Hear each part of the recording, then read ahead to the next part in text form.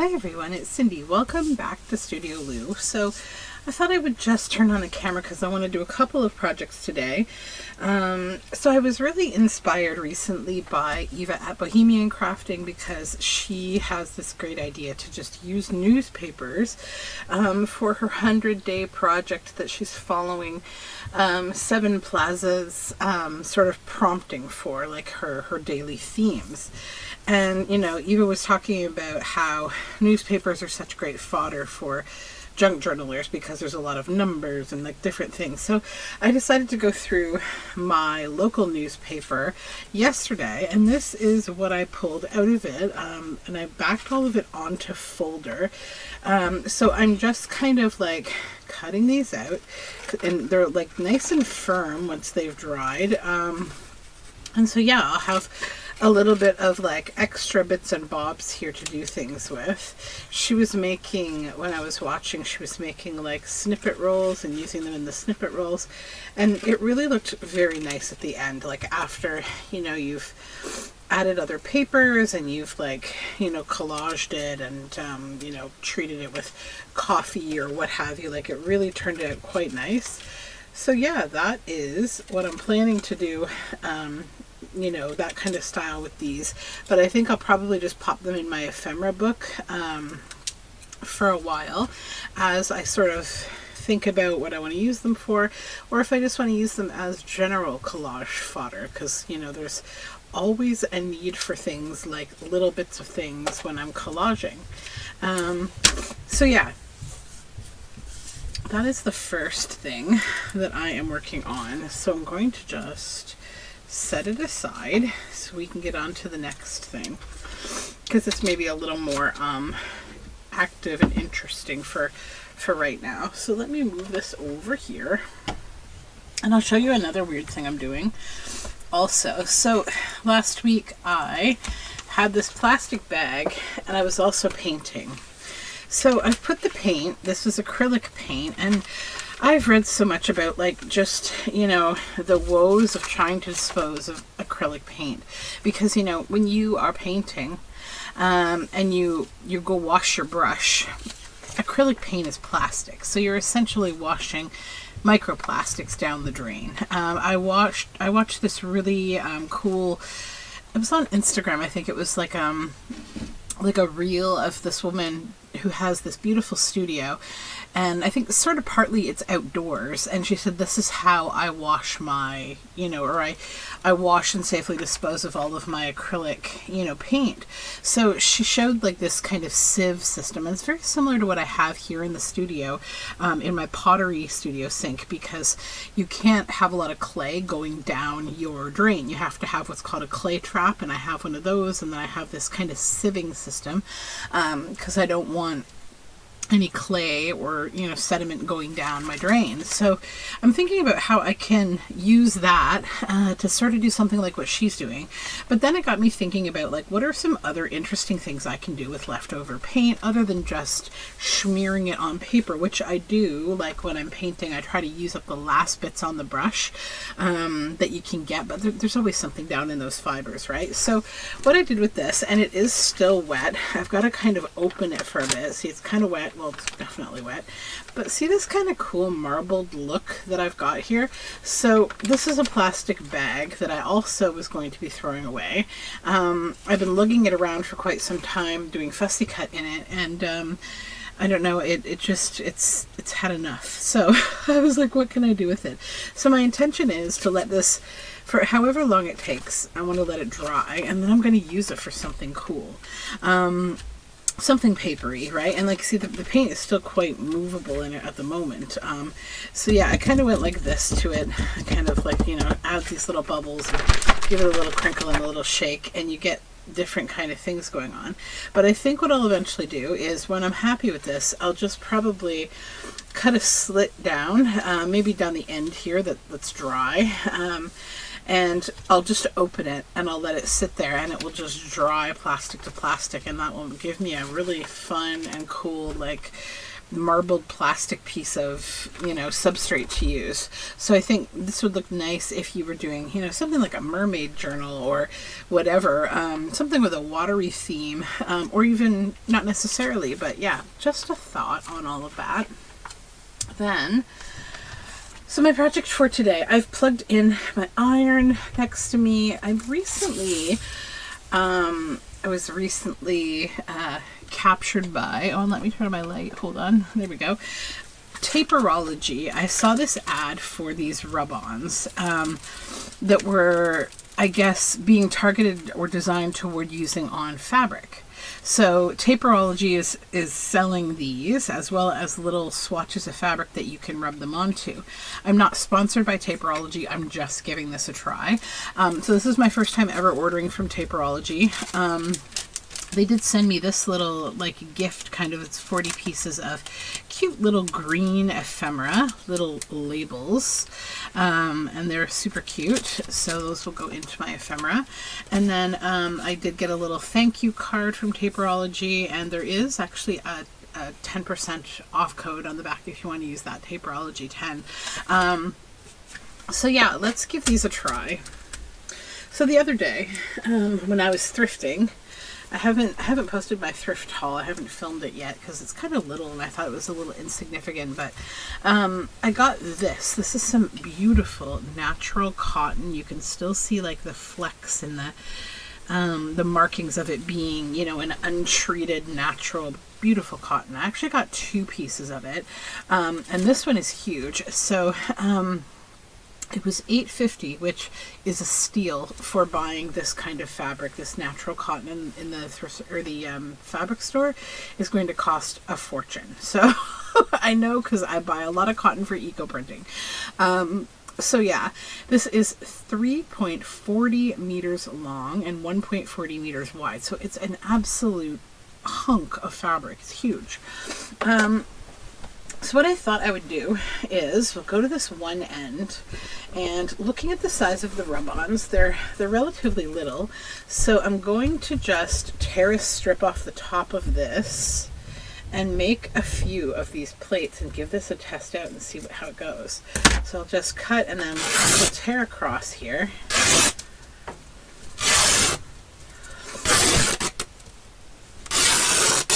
Okay, perfect. Let's set the big piece aside 1 minute. All right, then I've got this nice long strip. So how about we cut this into a few different size pieces?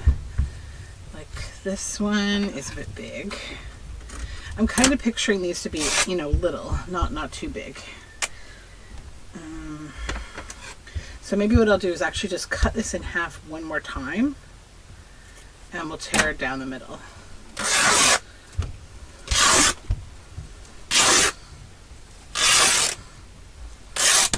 There we go. And I'll leave some of them long and some of them a little shorter. Oh, these strings, because I did wash it, so it's a little stringy still.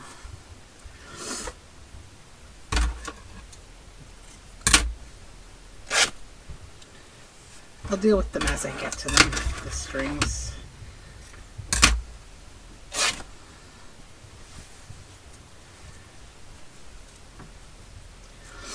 It is Sunday morning as I'm filming this. I think I have a sniffly allergy nose today because I was out traipsing around in the woods last night. And I do get a little sniffly with all the flowering trees. I don't have serious allergies, I just have sniffly allergies, kind of. But that's okay. It's worth it.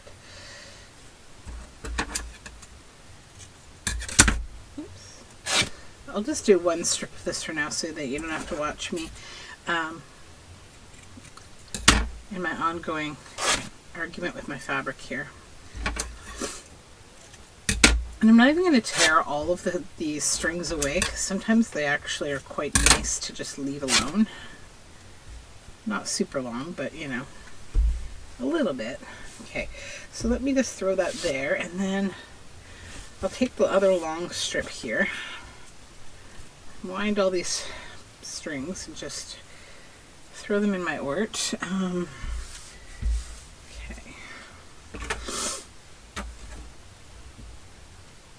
Yes, we had a fun day yesterday. A friend that we met at nature school, her mom invited my daughter and I to go to this drop-in STEAM program at the library, and it was so fun. Like, the project they did was like robotics. It was using these toy kits called Cubelets, and they're so neat. Like, I looked them up though, they're extremely pricey, so it's really great the library gets them, because I mean, if I were to get the whole collection to kind of have the same situation we had going yesterday, it would probably be about $1,000. Like, the starter pack with the cubes is about a $550 toy, so it's a lot of money. But I mean, they're worth it though, in the learning that you get out of them. So let me just grab my iron as I'm chatting. I'll be right back. Hold on.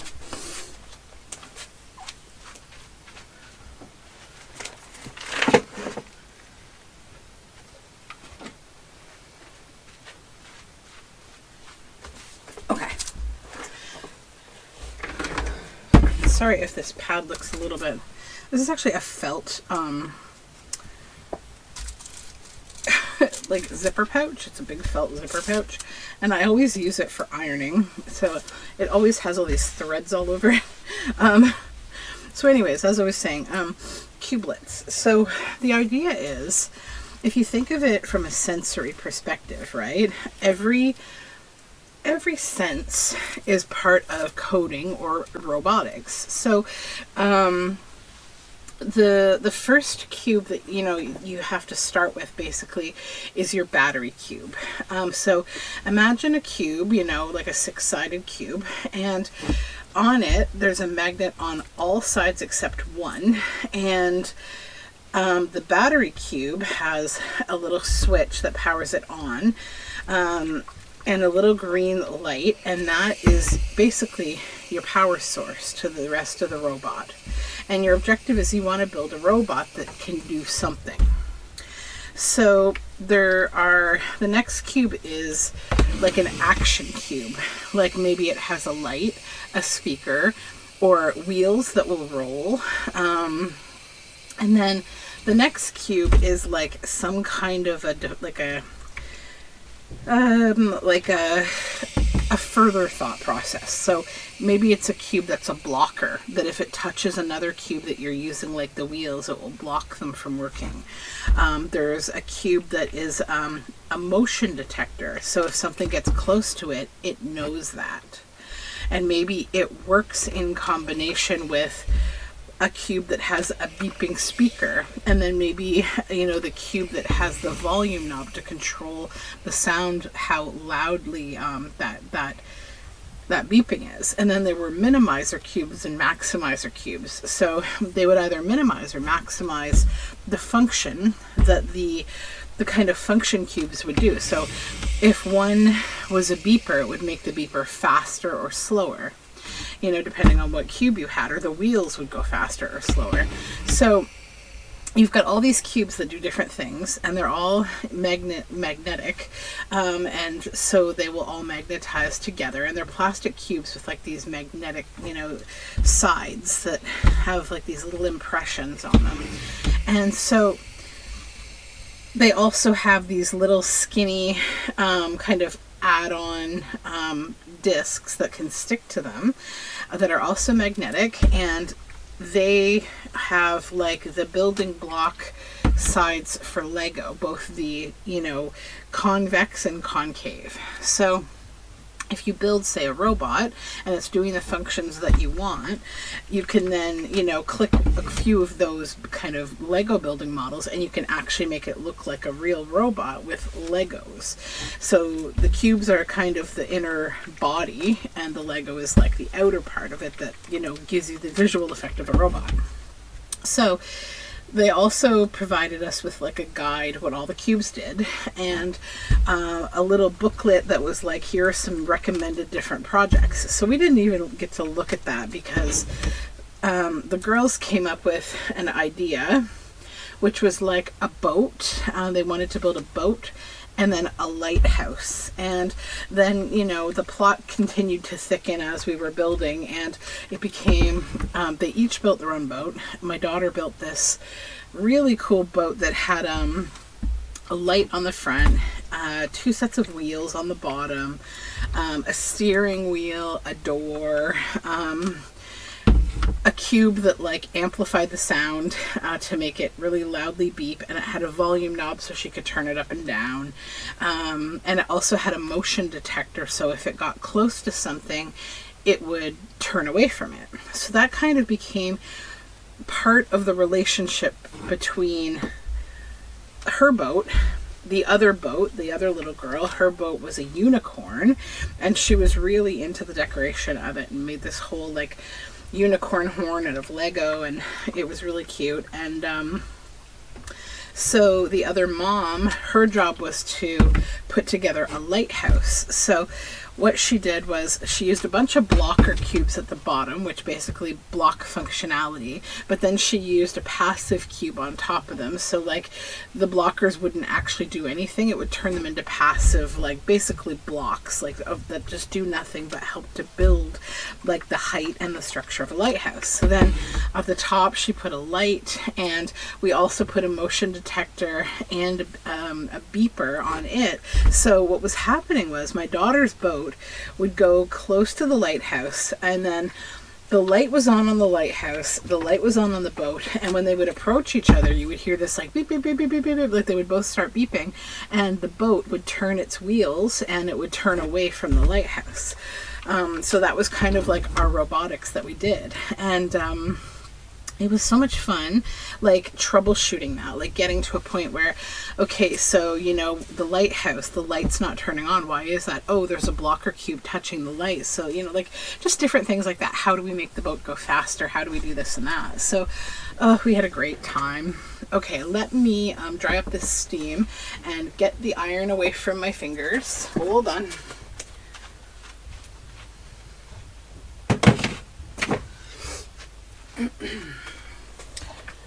Okay, so yeah, it was a great time.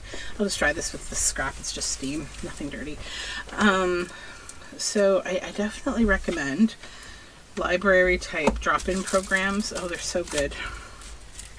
Okay, so the instructions say, cut out your desired sticker, remove the backing paper, place the sticker on your desired surface, carefully rub over the sticker with a hard, solid object, carefully remove the protective foil layer on top of the sticker once the sticker has been firmly applied.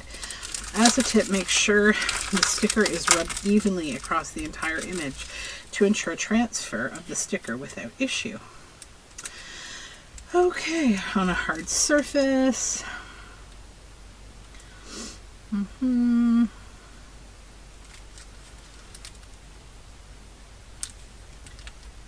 Okay. So it specifically says they can be used on smooth surfaces such as plastic, fabric, wood, metal, and glass, among others. It will not work on surfaces such as silicone, latex, as well as matte surfaces. These stickers are not washable and cannot be laundered. They are water resistant but not waterproof and will be damaged when soaked in excessive amounts of water. So one of the nicest things in working with fabric now, with journal making, is that I don't have to worry about it being washed. And I really love that because, you know, almost everything I've done in the past, fiber arts and t-shirt making and all that, you got to be concerned about that, right? Like, how is this going to fare in the wash? So it's nice not to have to think about that now. So I could show you all the different colors that are in this pack. So this is like pinks, reds, different pinks, blues, oranges, and whites. Oh, I love those Lily of the Valley. I've been loving the Lily of the Valley being in bloom right now. Oh, it's so nice. I love how they look. I have great memories of Lily of the Valley from my my next door neighbor when I was a kid, Agnes.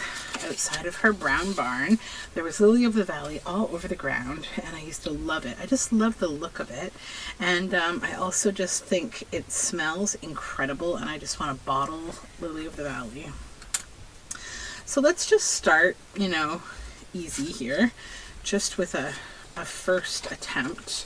So we will cut out the sticker that we want, just being a little, you know, careful not to cut into any of the others. I would like that on there. So then we peel off the backing at the back. Then we just put this down. I'm just going to give a little tug to the fabric, because even though I ironed it, it's a natural cotton, so it does get still a little wiggly. I'm just going to make sure it feels stuck down. I'm going to keep the pull on the cotton just gently. I'm not going to like super stretch it, just a gentle pull. And then I'm going to start my rubbing. And I'm going to hold the sticker. Just going to kind of mentally like think about where I've rubbed here. So I'm starting in the center. I'll go up to this corner first. And you do see kind of a slight lightening of the image once it has transferred.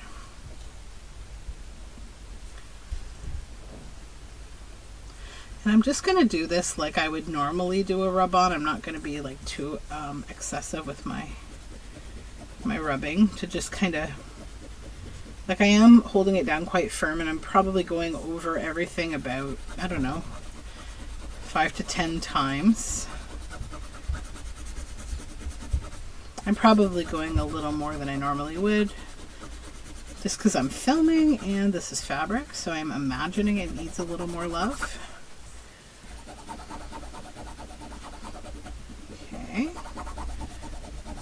Down to the bottom stems, and I do tend to kind of change direction a little bit.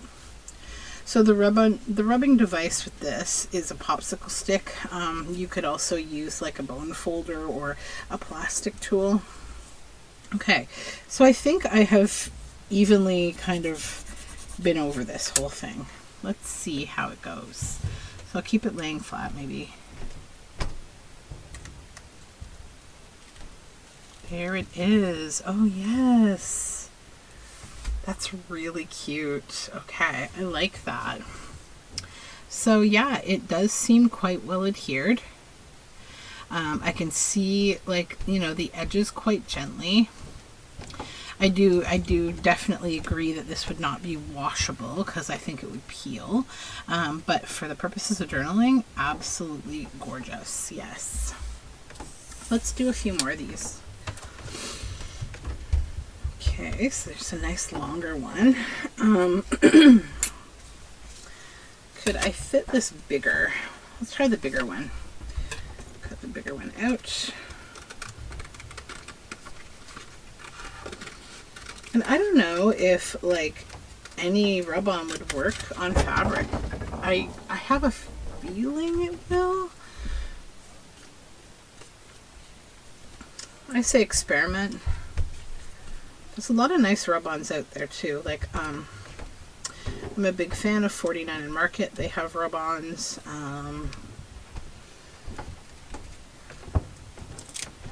I just got some other like rub-ons. I don't remember what the brand was. Some kind of a famous like art journaler woman. And they're like these whimsical kind of artsy dolls. So I gotta play with those too. I'd love to be able to transfer my own designs to rub-ons. But that's one of those things that requires me having to deal with like the whole manufacturing of things, and I'm taking a break from that right now. I need less complicated in my life at the moment.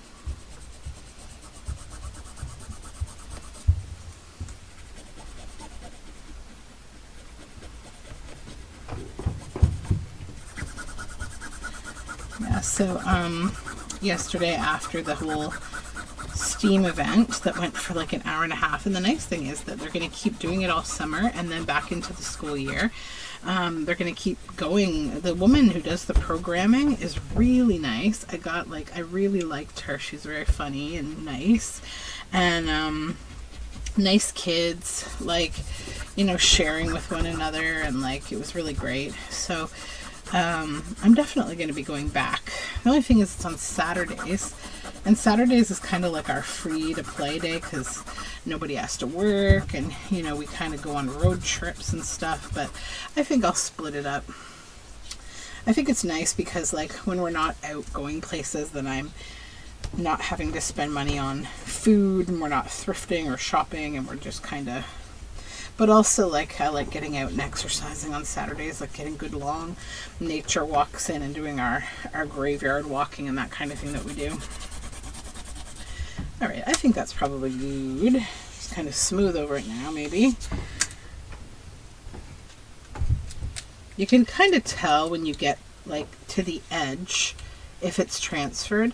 And I think sometimes, I notice with all rubbings really, if you notice the edge isn't down, you can kind of help it along. So when I'm rubbing my fingers over this, it shouldn't feel sticky. It doesn't, because if it did, that would mean the edges were kind of up. So yeah, that transferred really nicely. And I can feel the plasticiness of this larger one. Okay. And you know, you could also transfer like a whole page of these or something if you wanted to. Let's do another one. There's a really nice big pink one. Let's do a pink one. This large one.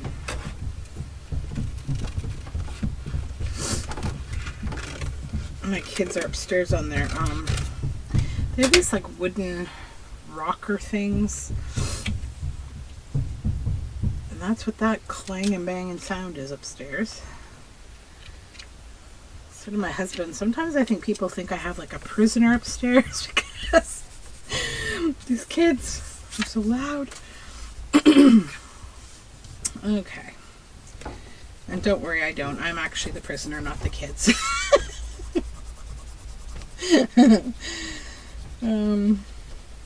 Okay, this one, same kind of feel to it. It's nice. I can see the outline of this one as I'm going, so it's like, maybe because it's a lighter color, I can see it transferring a little better.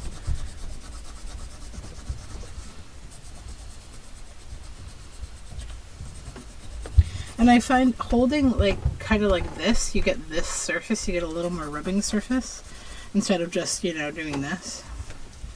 I kind of do both though. I try to really get the edges because that's where you really need to seal it down. Or else you risk the edge coming up. It's just like anything that you glue, right? You know, you want to make sure the edges are good. I think that's good. Go over it one more time this way. Switching directions also helps. It makes sure everything's adhered. Okay.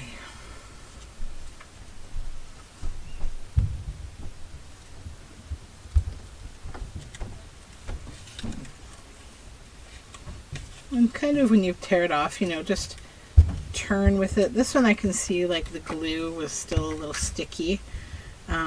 This one has a little bit of a tacky feel right here, but yeah, oh, okay, it's calmed down now. Yeah. Okay, those are so nice. Look at that. Yay. I like these. So tell me what you think. Maybe try it out with your rub-ons, or, you know, definitely check out Taperology if you want to. Again, not sponsored, just playing here, just learning myself about this. And I definitely was drawn into this through social media advertising because it gets me every now and then, but that's okay. As long as it's not excessively like that I'm shopping for things through social media, then I'm okay. Every now and then's okay. But I think it's also a little addictive. I think I could totally sit here and like do this all afternoon and make a bunch of these. really like them. I think I'll probably finish up using the fabrics that I've torn, and we'll just make these. So I'll keep the camera on for a little bit longer and just kind of hang out with you guys. Why not? My daughter has swimming today, so we're doing that. I think we're in like class number 7 of 10. And yeah, the day is coming that I have to look at the next set of programs very soon, which means getting up at the crack of dawn and trying to fight the internet to like get her into some programs.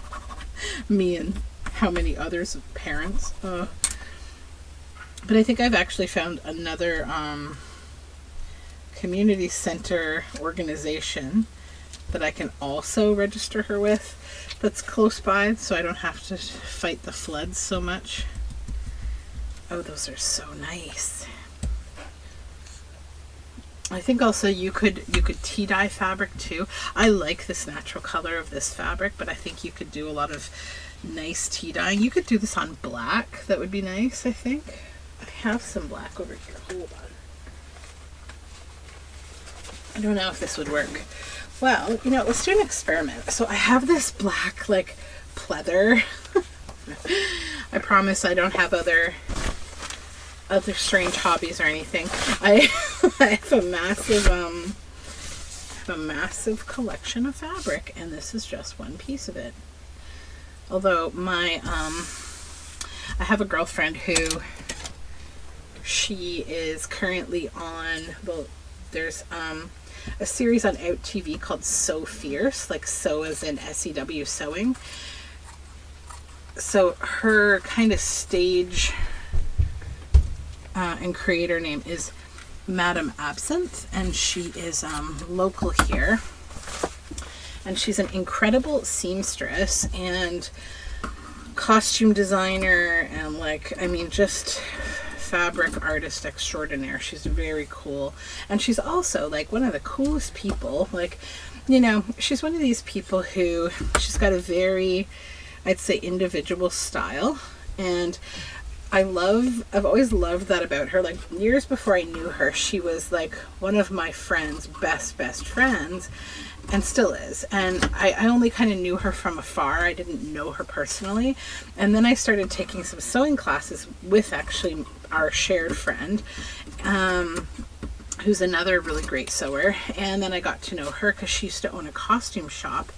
And so we you know, we were like kind of trains crossing in the night for a long time, but I would see her at Aberfoyle Antique Market, and it was so cool to see this girl. Just this, she's super tall, so she's like over 6 feet tall, and she has a goth style, and so she wears these big, tall, I mean like 6-8 inch like shoes, boots, like Docs or something, and walking around at Aberfoyle, and just, you know, it was always so funny. I always wanted to talk to her because, like, you know, I sort of knew her but didn't know her, and at that time, and so just to see her walking around was so much fun, because like people would like look at her like, what is going on? Like, because, you know, she's got all this like black like leather clothing and chains, and, you know, she has her hair is in a big tall mohawk, and it's shaved on the side, and also she's stunningly beautiful,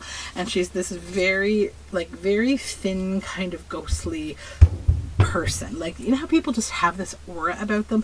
That's her aura. But also she's so funny, and she's such a big personality, and she's so nice, and like outwardly, like, I mean, she was a, you know, a costume design shop owner and seamstress to the public for many years, and so she's used to working in like, you know, customer service and being friendly, so she, you know, excels at that. So I think even if people didn't want to like her, if they were the type of person who, you know, judged you by your looks, they would have a really hard time. They would struggle not to like her, because she's just one of those people. You meet her, you like her. And so that being said, her name is Missy, and she is on the current season of the TV show So Fierce on Out TV, and it is like a sewing kind of challenge, like a show you know, where a bunch of sewers are making, I think it's like drag costumes and like, you know, other theatrical kind of costumes. And it's like a weekly contest, right? Like it's kind of like Project Runway, and they're given like a, you know, kind of a prompt, and they, you know, have to make a costume for something. So she's been posting her costumes and stuff on Instagram, and oh my gosh, unreal, just unreal, the work she's doing.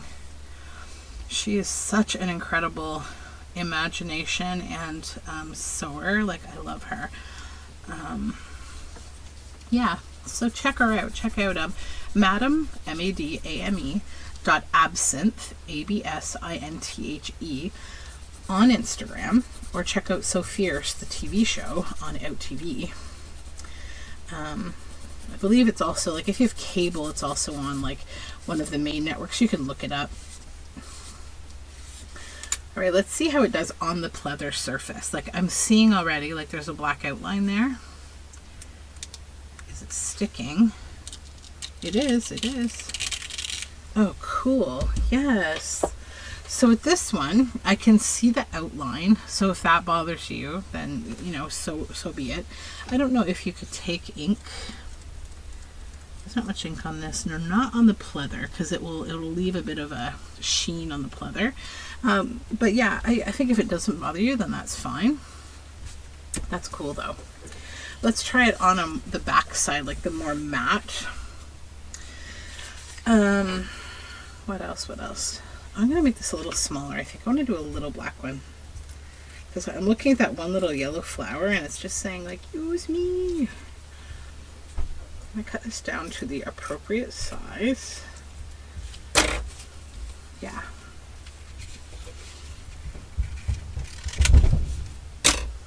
Okay.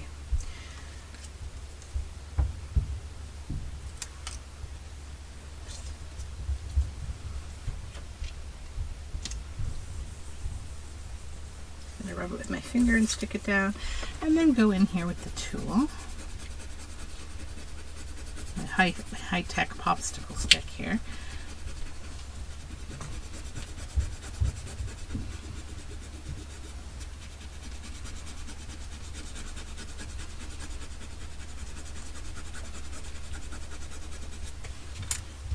I'm trying to decide what to do with the rest of Sunday. I was thinking of going to Aberfoyle. Oh, that's really nice. Yes. Okay. But yeah, I have to take her to swimming, and then I might go to Aberfoyle. We'll see. Okay, so check it out, guys. What do you think? Do you like it white? Do you like it on black? How do you see yourself using this technique? I would love to know. I think I'm more partial to the white right now, but I also see a lot of use for the black. I'm not sure I like it on the shiny as much, but you know what? Maybe it's just the aversion to shiny that junk journaling is giving me. I don't know. Though I think I could splatter that with white paint, and I'd really love how it looks. So I'll probably try that later. So yeah, I hope you enjoyed seeing this little technique and having a little chittery chattery with me. And I hope you have a beautiful day, and we will talk soon. Bye for now.